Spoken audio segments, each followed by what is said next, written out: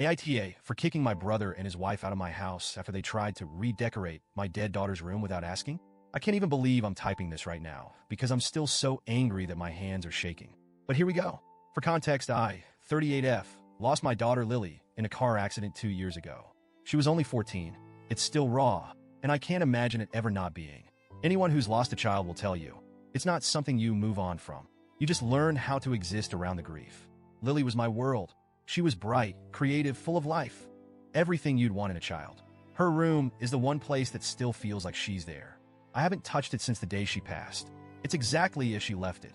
Her posters on the walls, her art supplies scattered across the desk, her favorite hoodie hanging on the back of her chair. Everything. I can't bring myself to change it. Walking by her room gives me a strange sense of comfort, like I still have a piece of her here with me, even if it's just in the form of her things.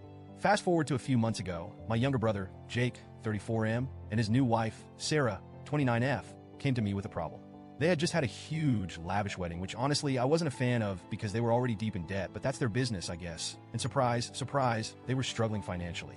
They asked if they could stay with me for a bit while they saved up for their own place. Now, to be honest, I wasn't thrilled about the idea. I love my brother, but Sarah has always rubbed me the wrong way. She's the kind of person who always seems to have an opinion on everything, especially when no one's asking for it. Still, I agreed because, well, family, right? At first, it was fine. They moved into the guest room downstairs, and we all just coexisted. But after a few weeks, I noticed Sarah making little comments about Lily's room. Things like, don't you think it's time to let go? Or maybe it's unhealthy to keep a shrine like this. I'd brush it off and change the subject, but it bothered me.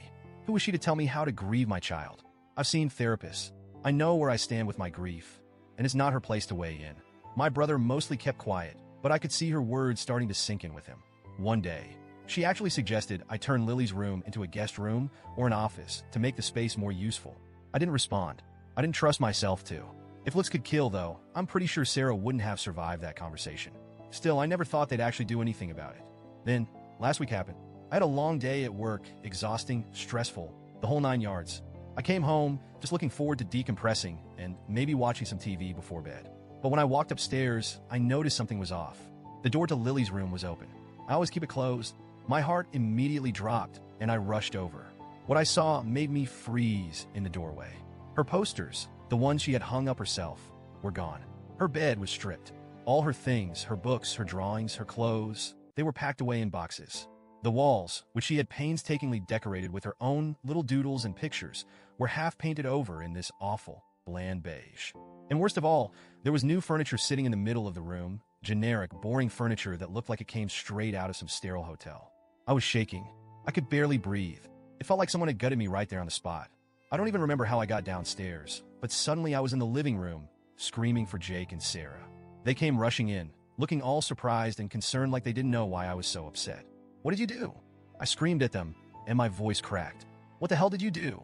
Sarah, with this infuriatingly calm tone, said, we thought we'd do you a favor. It's time to let go. You need to move on. It's unhealthy to keep things the way they were. A favor. A favor? They had the audacity to think this was a favor? I completely lost it. I yelled. I cried.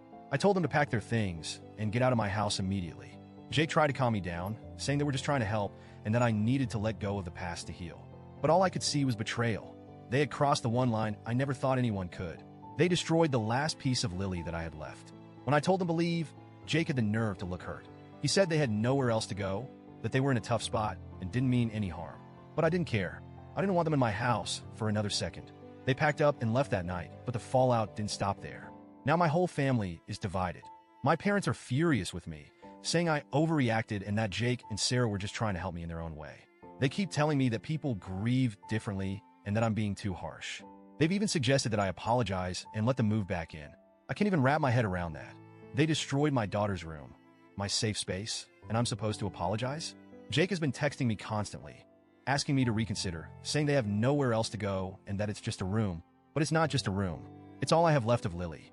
I don't think I'm overreacting, but the way everyone's treating me has me second-guessing everything. Was I too harsh? Should I have handled it differently? So, Reddit, AITA for kicking them out and refusing to consider letting them back in after what they did,